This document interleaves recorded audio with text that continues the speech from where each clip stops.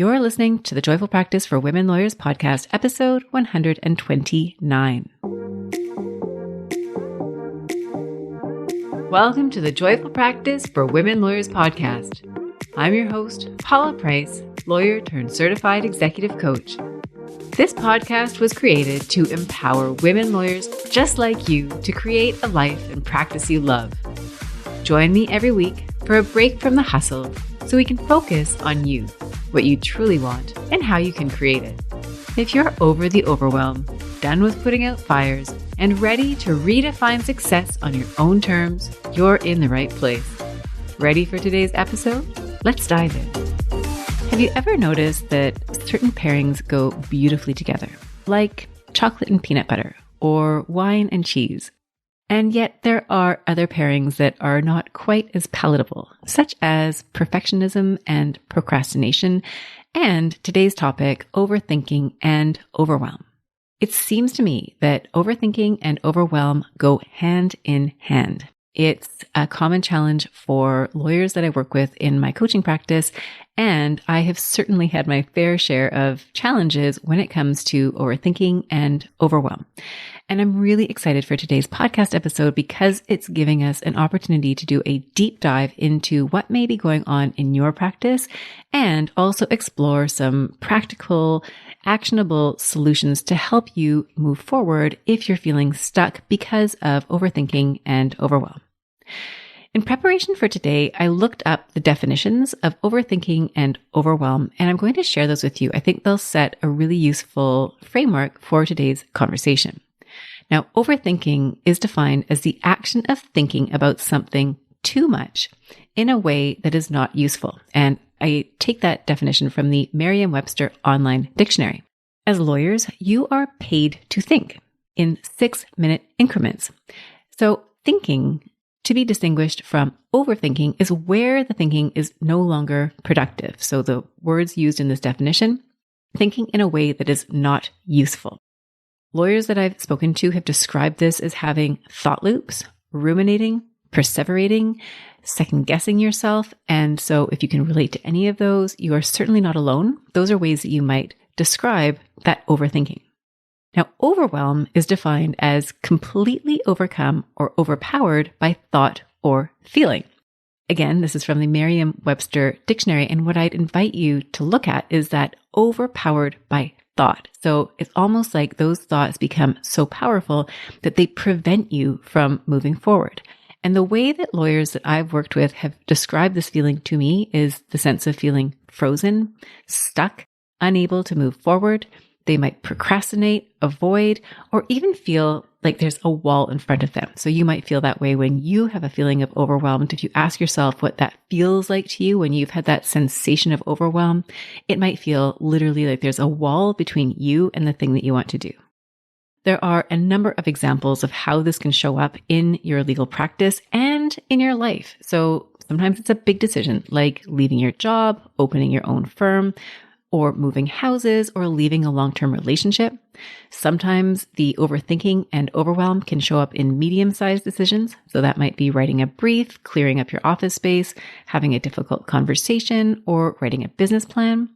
And sometimes it's small decisions. It might be a surprise that comes up at work. It might be emails that at first seem pretty innocent, but then they start to get stale in your inbox. You might have too many choices. I'm sure you can relate to that situation where you step into a coffee shop you've never been to and they have everything on offer: lattes, Americanos, cappuccinos, cortados, macchiatos.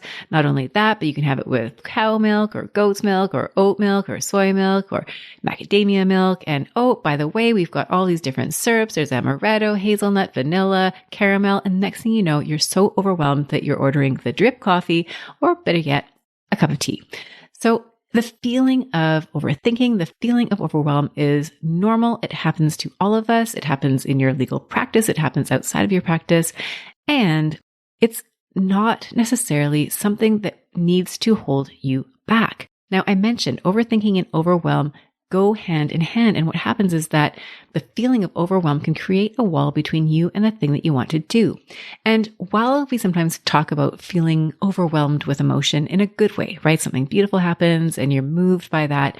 Typically, when we talk about feeling overwhelmed, what we're really saying is that we feel overwhelmed to the point of not being able to move forward. What we want to do may feel unattainable if it's a big job. It might feel uncomfortable if it's a conversation we're avoiding, or it might be something we dread if it's a task that feels difficult and painful. For example, decluttering your office space. And what you might do is overthink, and your overthinking leads to overwhelm, and then you will avoid or procrastinate or completely shut down when it comes to taking action. So you'll put off making a career change, you'll put off clearing up your desk, and you'll put off answering those emails. But of course, as you know, these are not long-term solutions because these things will continue to come back. If you're looking to make a career change, maybe you can avoid the problem for a certain amount of time, but then those same feelings are going to come back. And often when those situations come back, it doesn't get easier. It tends to get a little bit worse. So if you think of the email example, you might have a number of emails that enter your inbox. Maybe you have some right now. They showed up last week. I'm sorry to be talking about them. You're probably not happy with me. I wouldn't be either. But you've got those emails and they're in your inbox. And at first, they're a little bit of a nuisance because you have to deal with them. Then a few days go by and you start to think, ooh, like, should I even respond to this email anymore? Is it too stale? Do you think this person has moved on? Then you decide, well, yes, I probably should respond to them, but now you don't really know what to say because you need to have a good reason for why it's taking you so long to respond to the email. And oh, since you've taken so much time, you need that email to be absolutely perfect. And none of this makes it any easier for you to send out those emails. And so the overthinking just continues and it builds and the overwhelm builds and problems become really complicated in your mind and you increasingly feel stuck. So today, what I'm going to offer to you is a way to get ahead of overthinking and overwhelm. And I'm offering this to you in 4 very simple steps. I really tried to keep them neat and tidy because I know for myself, I love to make things complicated. I love to overthink. So I wanted to not do those things today so that these would be easy and actionable. So there's 4 altogether. I'm going to go through them in sequence. So the first is to notice when you overthink and when you feel overwhelmed. So the question here is, if you were to think about what is on your plate right now, where might you be feeling instances of overwhelm? These might be big decisions. So what big decisions are weighing on you right now? So for example, if it's a career decision, are you thinking about leaving your job and moving on? Is there a conversation that you need to have at work about potentially having a promotion or changing the nature of your job? Maybe you have childcare challenges currently. If you've got a nanny who's looking after your children, maybe you're in a situation where they aren't doing exactly what you would like them to do. You need more support and you're trying to have a conversation with them to figure that out or maybe even alter your arrangements altogether. You might have health concerns, certain things that you have been putting off and you know that you would like to address them. And the question is when you're going to do that. It may be that the house that you're living in is no longer suitable and you want to make a move, but that feels overwhelming because you have to sell your current place. You have to find a new place. You have to move all of your furniture. You may want to get a new car, but that might feel cumbersome because you don't know if you should get an electric car or a gas car. Or maybe you're in a long-term relationship and you want to leave that relationship, but you feel uncomfortable. You don't know if it's the right decision. So there are all sorts of ways where you might have these big decisions that are weighing on you. And I'd invite you as you listen to this podcast episode to think about what big decisions are weighing on you right now. Now, the medium decisions, those ones are also important. And I mentioned earlier this idea of thinking about the cumulative effect of having all of these decisions that are weighing on you, all this overthinking, all this overwhelm, and how that can compound and add up. So there's these big decisions that might be floating in the back of your mind. What about the medium decisions? Maybe it's a messy office. Maybe you want to declutter. You want to tidy things up a little bit. Maybe you've got a file list and you haven't updated it in a few months and you know it's going to take you some time to do that, but you still want to move forward and get it done. You might have emails in your inbox, as I discussed before. You might have a pile of invoices that you need to send out or follow up on. You might want to write a business plan for 2024 and you've been putting that off. And then finally, maybe there are some short, very small decisions that you need to make, and those are starting to feel overwhelming. Maybe it's scheduling an appointment and there's multiple people involved, and that coordinating a time where everybody is going to be free is going to be challenging. So maybe you're putting that one off. Maybe you have people that you work with who like to change things at the last minute. Maybe like to add paragraphs to letters that you're sending to their clients, or they look at the agenda for a meeting and they want to change it at the last minute. Or maybe you're struggling with something really simple like picking a restaurant or choosing a flight. So what you'll notice is that the cumulative effect of all of these different instances can really add up to that feeling of overwhelm. And you might have additional feelings of anxiety around that. You might feel really stressed by it. You might feel bothered by the amount of time it's taking. You might feel frustrated by the general level of your stress levels, frankly. And you may even find that you start to shut down because it just starts to feel so overwhelming. So that is step one, is simply to notice where you overthink and where you feel overwhelmed. Now, the second step in all of this is to notice your default thinking. So your brain is wired a certain way, and I won't dive into neuroplasticity, but I have talked about it on the podcast before. And what that means is that your brain likes to travel well-worn pathways repeatedly, and those pathways can be changed. They can absolutely be changed, but to do that requires effort because you're basically asking somebody to go from a well-traveled superhighway to bushwhacking their way through uncharted forests. So if you're used to patterns of overthinking and overwhelm, and I'm asking you, or someone's asking you to, or you're asking yourself to move to action, that's going to feel very difficult because this is not a well-traveled neural pathway. So here, what I'm inviting you to think about is that your unconscious is very efficient. It likes to do things the way it's done it before. And so your patterns and your thinking patterns are all very familiar to you. The other thing I would invite you to think about is how you do something, how you do one thing is how you do everything. So if you notice that you struggle a lot at work with indecision and overwhelm and overthinking, chances are you're also doing that in other areas of your life. So the exercise here, step number 2, is to notice what overthinking looks like to you. And in particular, I would like you to examine the words that you say to yourself in situations that lead you to feeling overwhelmed. And I'm going to offer you some very specific language. I would invite you to think about whether what I offer to you resonates with you. If not, that's no problem. What words do resonate with you? What words come to mind for you when you are feeling overwhelmed, when you are overthinking? So here are some examples. It's too hard, right? You've got that project, you set a goal for yourself. The default thought you might have is it's too hard, it's too complicated, it's too much work, it will take too long. This is something that many of my clients struggle with when they have big decisions, big goals ahead of them. I don't have enough time to do it now. I'll do it later. It's not urgent. It can wait. This is probably one of the number one dream killers, especially when you're a lawyer with a busy practice, is that you see the task, you imagine it as being too hard, too complicated, too much work, it'll take too long. You look at what you've got on your calendar and you decide, I don't have enough time, I'll do it later, it's not urgent. And this becomes a pattern. Things simply don't get done. Another set of words that you might be telling yourself, I need to plan it out. Now, I love this one. This is one of my favorite go-tos. I need to plan it out. If I've already planned it, I need to plan it better. I need to wait until I have more time. And finally, you might also tell yourself, I don't know where to start. And maybe you don't use the exact words, I don't know where to start, but you might look at your to-do list and just decide there's too much on it. I don't know what to do first. And so you don't do anything at all.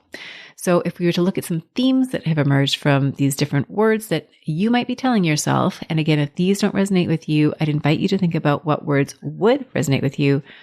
You might overestimate or generalize the size and complexity of the task ahead of you.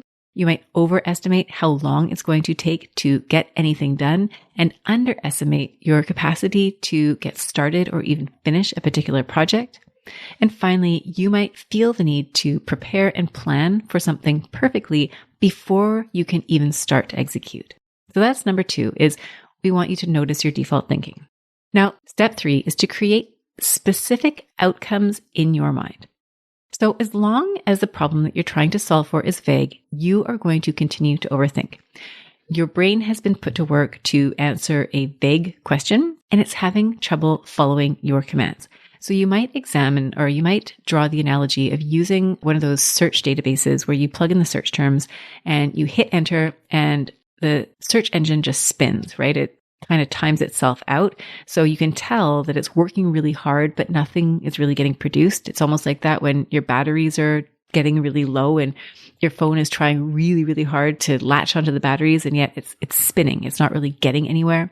So you can tell the effort is being exerted. There's no traction though. And you can feel this way, right? If you are like that computer, you're stuck with a question that is not really answerable. It's really difficult to solve. It's unclear. You are still exerting that energy, but there's nothing to show for it at the end. And what you might find is that you then feel like you need to shut down and start over. So the more you overthink, the more overwhelmed you feel. And then you've invested all this time, all this energy in overthinking without anything to show for it. And you may feel like you're proving to yourself that this really is complicated. This really is going to take a long time. It's very hard to figure out. So the answer to this problem is to create specific results that you can work toward. Now, as a lawyer, you've seen this when you've read cases. In judgments, what has happened is the lawyers have narrowed down specific legal questions for the judge to answer. They don't go to court with a laundry list of everything in a way that's not organized or succinct or easy to answer. The questions might not be easy to answer, but they are laid out in such a way that they are clear. They are specific for the decision maker to then answer. So you would love to do the same thing for yourself. So for example, if the question is figuring out my career, that's really, really vague. What does that mean, figuring out my career? Instead, I would offer that you make it a more tangible and narrow question, such as, I need to make a decision to stay in my job or apply for a new job. Now, this you could drill down even further, but you can see how making a decision to stay or making a decision to apply for a new job is a lot more tangible and actionable than figuring out my career. Similarly, organize my office. That is really, really vague. What does that mean, organize my office? Where do you start to organize your office? You might have a sense in your mind's eye about what an organized office looks like, but it's not giving your brain very much to latch onto in terms of where to get started. So what you might try instead is clear the paper from my desk, update my filing, and update my to-do list. Maybe that's what it looks like for you to organize your office. And then finally, instead of answer all those emails, which again feels like, what is a task? What do you mean? All those emails? How many emails are there? Maybe it becomes make a list of the 7 emails to answer and answer them, delegate them, or delete them.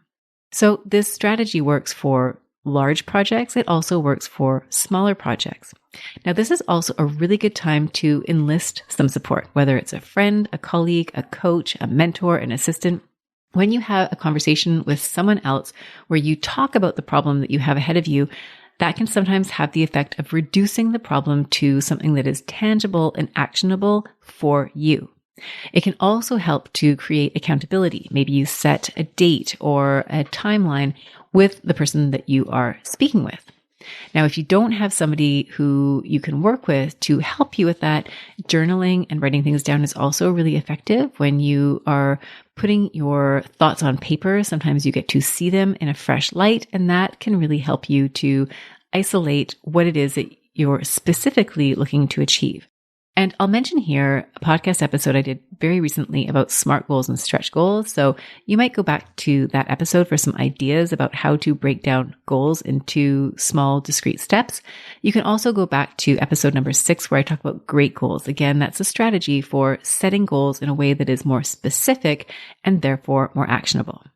So we've covered the first 3 steps. Step 1 was just raising your awareness of situations where you may currently be overthinking and feeling overwhelmed.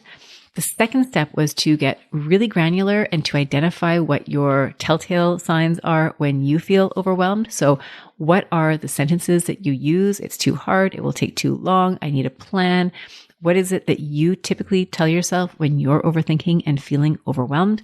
Step 3 is to create a very specific outcome in mind so that you're not giving yourself vague instructions that you need to follow. You have a crisp, clear, actionable goal that you can then work toward. And then finally, step 4 is to take action.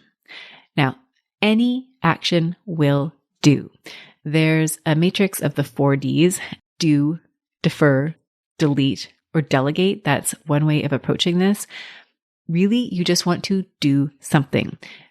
I mentioned earlier that there are these neural pathways, and we tend to follow those same neural pathways. So if overthinking is a pathway, then what we want to do is introduce a new pathway. You might think of a highway where you've now got a lane where you can exit the highway and go in a different direction. That's what we're doing when we're taking action. We want to interrupt the habit of thinking and transition into actually doing. So if you're going to do something, it doesn't have to be big. I would invite you to think about one thing that you can do right now. You can ask yourself questions like, what is the easiest step? What is the first step? What would be the most rewarding step? You just want to do something that will transition you from thinking about it, because those first 3 steps might feel comfortable because you're still kind of thinking about it, right? You're noticing where this happens. You're identifying some of your language. You're writing out a specific goal that you can work toward. Now we're actually going to take an action. So that's going to push you out of your comfort zone potentially. It's also going to give you the most reward. So one thing that you can do, I would invite you to do that. It might mean that you need to defer if it's not something that you can action on right this moment. Then what can you do to set yourself up for actually doing that? Now, this is a little bit trickier because you can schedule something on your calendar and then fail to follow through. So if you do schedule a time, maybe get somebody else involved, maybe schedule a meeting with your accountant, a meeting with your assistant, maybe a mentor, a colleague. Put the date in your calendar where other people will see it. The idea here is simply to make sure that you know when it is that you're going to do the task. 3 might be to delegate it. So if you yourself do not need to do that particular task, there's a lot of satisfaction that can come from delegating it to somebody else. That might be a solution because yes, you are now moving forward, not you personally, but the task that you value is now moving in the right direction. And finally, you can choose not to do it. You might be ruminating and perseverating and thought looping over something that you don't even need to do. And if you can simply delete that object from your task list and be done with it, you've solved the problem. You no longer feel overwhelmed by it. It's no longer of concern to you. So the idea here is you just want to make a dent in that feeling of overwhelm. Again, you want to shift from thinking to doing. You want to work on rewiring the pathways in your brain, the pathways that want to keep you in your head, and transition those so that you are biased to taking action. And yes, I am speaking to my perfectionists, those of you who love to research, those of you who, like me, want to have everything planned before you take a step. So to recap the steps that we outlined in today's episode, number 1, you want to notice where you overthink and feel overwhelmed. So that's looking at the areas in your life, whether they're big decisions, medium-sized decisions, or small decisions where you currently feel overwhelmed, and simply take stock of them. Number 2 is to notice the language that you use. So this is where you might be telling yourself it's too complicated, it's too hard, it's going to take too long, I need to have a plan, I need to do it perfectly. So notice what words you say to yourself and write them down. That way you'll be able to recognize when you're overthinking, when you're entering into that zone of overwhelm, and you'll know that it's time to follow this process in order to take action. Number 3 is to simplify the results. So instead of giving yourself those vague instructions like figure out what to do with my career or deal with my inbox, give yourself those nice, clear results that you can then work toward. It's a lot easier for your brain to figure out the steps that are required when you give yourself a clear outcome versus if you're going for something that is more ambiguous. And then finally, take action.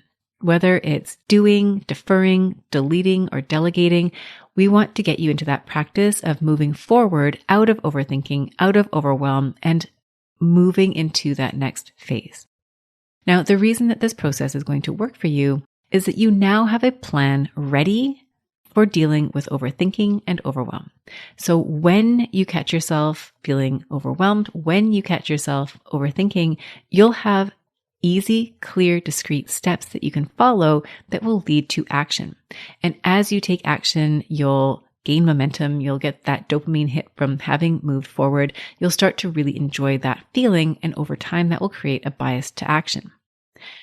The main skill that you're going to need here is a willingness to take action. This is where it's going to feel the most uncomfortable. Steps 1 to 3 here are ones that you can do in your mind, really. You can think about where it is that you struggle with overthinking and overwhelm. You can think about what words you say to yourself repeatedly. You can think about what results you actually want to create. All of that you can do internally. But when you move into action, that's when you actually have to see the rubber hit the road. That's where you're getting that traction. That's where the discomfort is going to come up. So that's really where you're going to need to focus. That's where you're likely to encounter the most discomfort. It's also where you're likely to encounter the greatest reward. Finally, what will happen is over time, if you continue this practice, yes, you will probably continue to overthink and feel overwhelmed. That's completely normal. But instead of letting those feelings hold you back and create that wall between you and what you want to do, you're going to have the skills to move yourself forward and to create traction and ultimately to become a person who isn't held back quite as much by the feelings of overwhelm, by that overthinking. So, my friend, thank you so much for joining me today. It's been such a pleasure to have you here. I've really loved having this conversation with you about overthinking, about overwhelm. And if you would like to take this work further, you are, of course, welcome to reach out to me. I will be doing another group program in the new year. So if that's something that is of interest to you, you're a woman lawyer, you want to work alongside other incredible women lawyers, by all means, please feel free to reach out. I'll offer more information about that in the weeks to come. And as always, I just hope you have a fabulous week and look forward to reconnecting with you again soon. Bye for now. If you enjoyed today's show and don't want to miss an episode, subscribe and follow the show wherever you listen to your podcasts. If you haven't already, please leave a rating and review. Your feedback will help me create a podcast that's tailored to your needs and goes straight to the heart of what matters to you. For instructions on how to subscribe, rate, and review the podcast, visit www.thejoyfulpractice.com/podcast launch. See you next time. Thank you for listening to this episode of the Joyful Practice for Women Lawyers podcast. If you want more information, visit www.thejoyfulpractice.com. See you next week.